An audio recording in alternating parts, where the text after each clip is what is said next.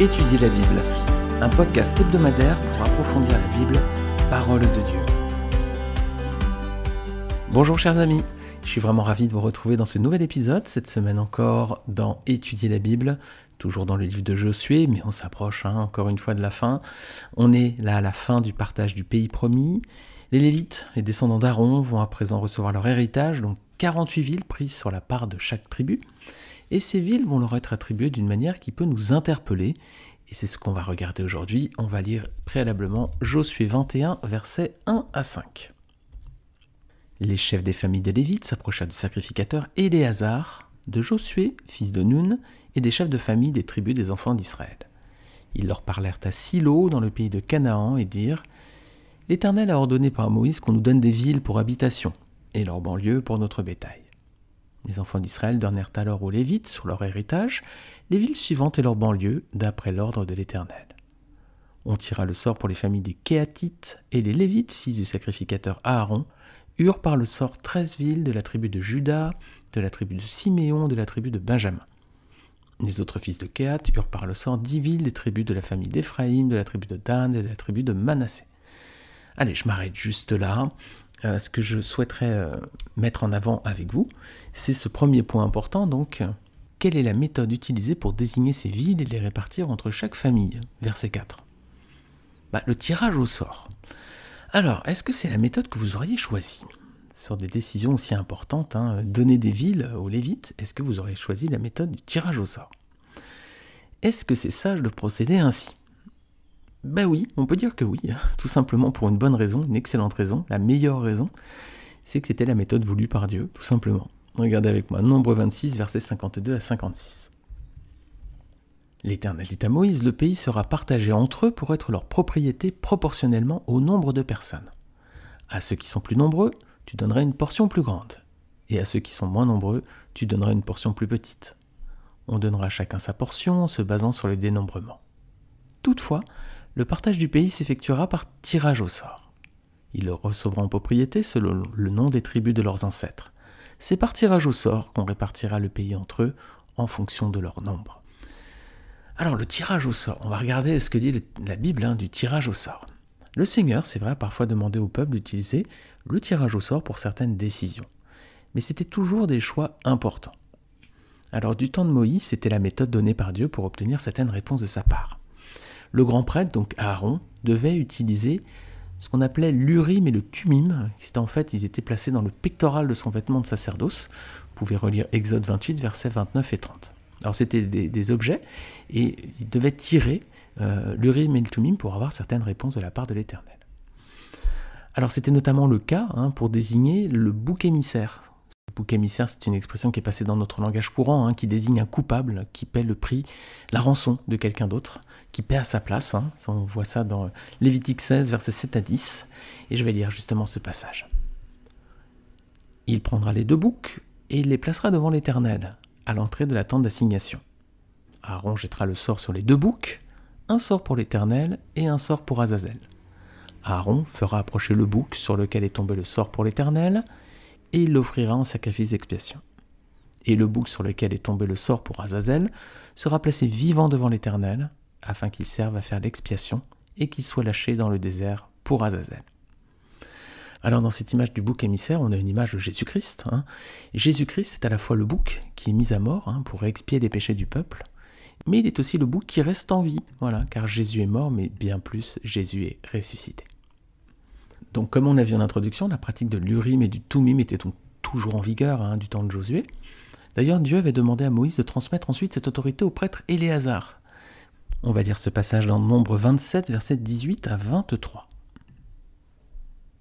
L'Éternel dit à Moïse, « Prends Josué, fils de Nun, homme en qui réside l'Esprit, et tu poseras la main sur lui. Tu le placeras devant le sacrificateur Éléazar et devant toute l'assemblée, et tu lui donneras des ordres sous leurs yeux. Tu le rendras participant de ta dignité, afin que toute l'assemblée des enfants d'Israël l'écoute. Il se présentera devant le sacrificateur Éléazar, qui consultera pour lui le jugement de l'Urim devant l'Éternel. Et Josué, tous les enfants d'Israël avec lui et toute l'assemblée, sortiront sur l'ordre d'Éléazar et entreront sur son ordre. Moïse fit ce que l'Éternel lui avait ordonné, il prit Josué et il le plaça devant le sacrificateur Éléazar et devant toute l'assemblée.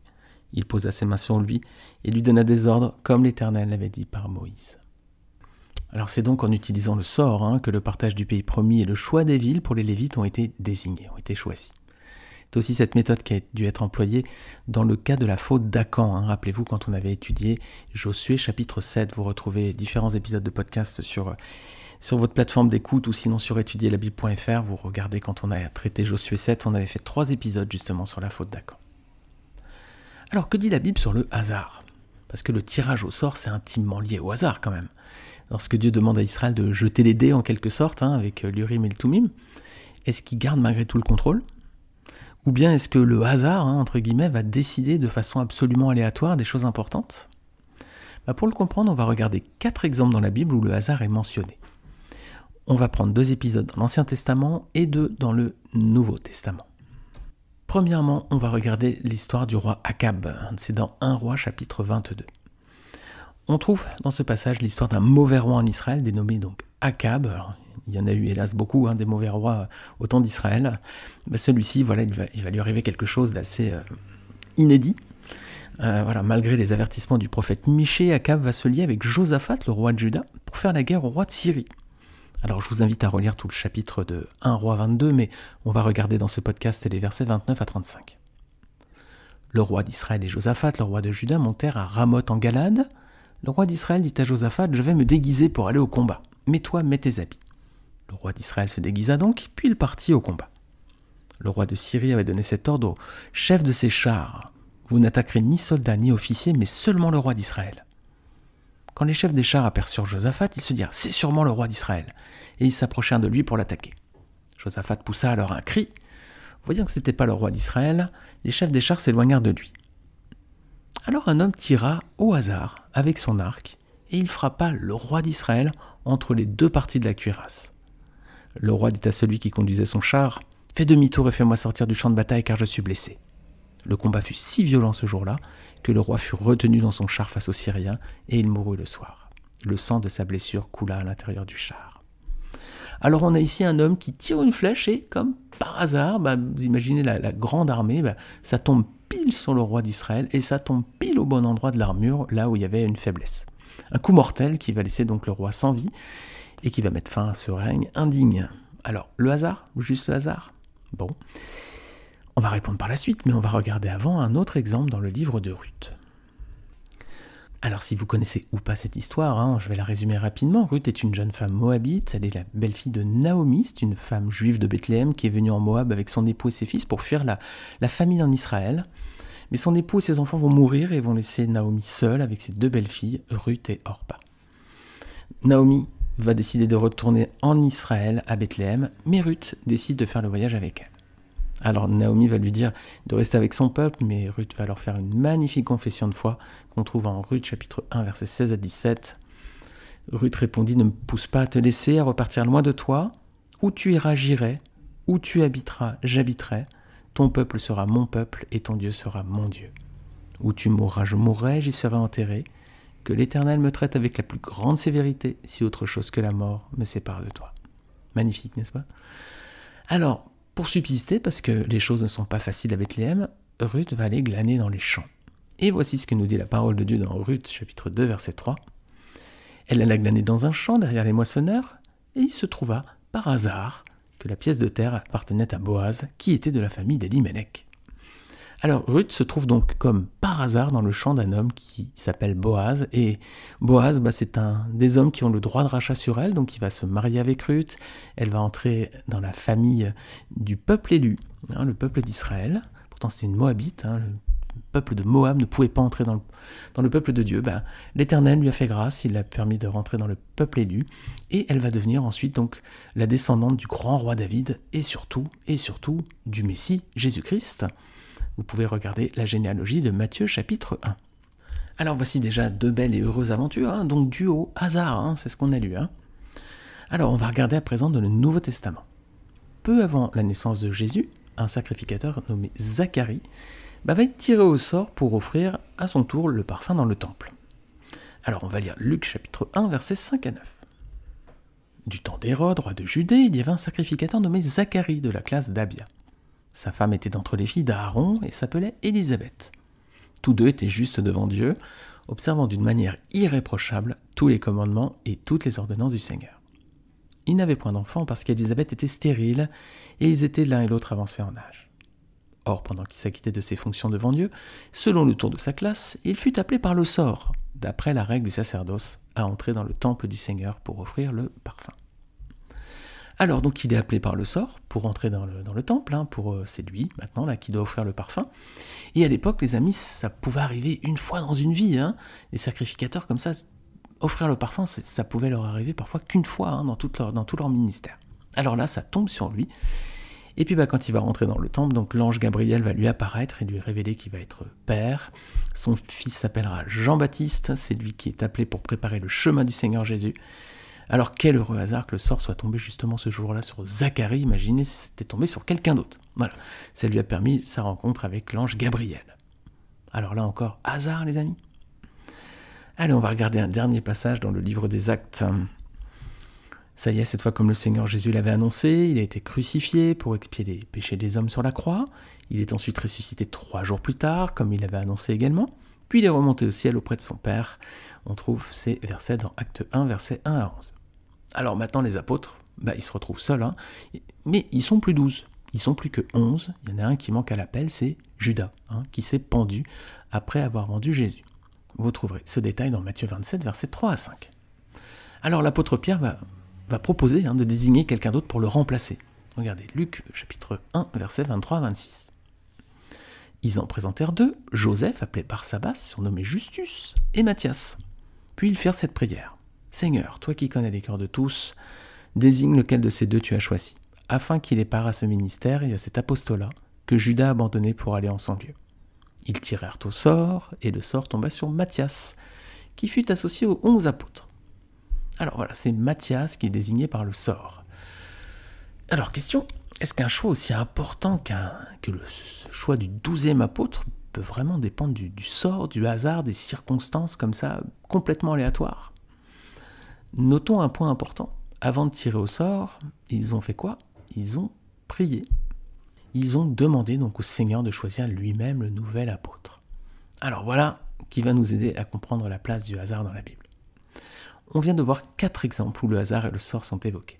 À chaque fois, les conséquences étaient considérables pour le destin d'Israël ou de l'Église. C'est ce qu'on a vu. Alors, dans ces circonstances, est-ce qu'on peut dire que Dieu laisse le sort d'événements aussi importants que cela se décider comme ça, de façon aléatoire, sans en avoir le contrôle? Bon, ma réponse c'est que bien évidemment non. C'est pas un hasard si la flèche de cet archer anonyme est tombée pile sur le roi Akab et pile au bon endroit pour le faire mourir. C'est pas un hasard non plus si Ruth est allée glaner pile dans le champ qui appartient à l'homme qui a le droit de rachat sur elle. C'est pas un hasard non plus si Zacharie était désigné pile pour brûler le parfum dans le temple. Et c'est pas un hasard si Matthias a été désigné apôtre à la place de Judas. On voit la main de Dieu qui décide de la suite de l'histoire, même si ça se fait de façon invisible. Les amis, Dieu reste toujours maître des circonstances. Alors je m'appuie pour cela sur un verset, évidemment, c'est pas juste un ressenti personnel, sinon ça n'aurait aucune valeur, mais voilà ce que dit la parole de Dieu. Proverbe 16, verset 33. On jette le sort dans le pan de la robe, mais toute décision vient de l'Éternel. Voilà, on a vu au début de cette étude biblique que le grand prêtre devait tirer le sort avec l'Urim et le Tumim. On a vu que c'était toujours le cas du temps de Josué. On a vu également les apôtres qui ont choisi le 12e parmi eux, aussi par le sort. Alors, quelle que soit la réponse qui était donnée, c'est bien le Seigneur dans toutes ces situations qui prenait la décision. Comme pour la flèche de l'archer qui a scellé le sort du roi Akab, comme pour Ruth, comme pour Zacharie, comme pour Matthias, et comme pour nous les amis, comme pour nous, pensons pas que notre vie puisse être un jour bouleversée par le hasard des circonstances. Pour tout cela, Dieu reste toujours maître de toutes les circonstances. Alors voilà qui devrait nous rassurer, s'il nous arrive d'avoir des craintes parfois, on a cette assurance que le Seigneur reste toujours le maître des circonstances. Et on a cette assurance qu'il nous a donnée dans Romains chapitre 8, verset 28. On va finir avec ce verset. Romains 8, 28. Nous savons du reste que toute chose concourt au bien de ceux qui aiment Dieu, de ceux qui sont appelés selon son dessein. Voilà les amis. Un verset encourageant qui nous invite à ne pas craindre. Ni le hasard, ni les circonstances, ni les imprévus ne peuvent avoir des conséquences dans nos vies sans que le Seigneur en soit averti et qu'il en ait le contrôle. Le Seigneur fait toujours concourir tout événement, quel qu'il soit, pour le bien de ceux qu'il aime. Amen, amen. Alors c'est un verset d'assurance, c'est un verset aussi qui nous aide à méditer. Dieu sait toutes choses à l'avance, il est omniscient, et puis également Dieu est tout puissant, il peut vraiment tout faire. Alors n'ayons crainte, si nous faisons partie de ceux qui aiment le Seigneur, eh bien nous savons que toute chose concourra alors à notre bien. Amen les amis, amen. Merci d'avoir écouté cet épisode jusqu'au bout. Que le Seigneur vous bénisse encore durant toute la semaine qui vient. Que le Seigneur vous aide aussi, nous aide à prendre du temps dans sa parole, prendre du plaisir dans sa parole, à prendre du temps pour méditer sa parole. J'espère que ces podcasts, en tout cas cette étude biblique, vous sont utiles. Ils sont vraiment sans prétention. J'espère juste qu'ils vous aident un petit peu parfois à nourrir vos réflexions lorsque vous lisez la parole de Dieu. Que le Seigneur, en tout cas, en soit béni pour la richesse de sa parole, qu'il vous bénisse également, et je vous dis Dieu voulant à la semaine prochaine pour un nouvel épisode. Salut à tous!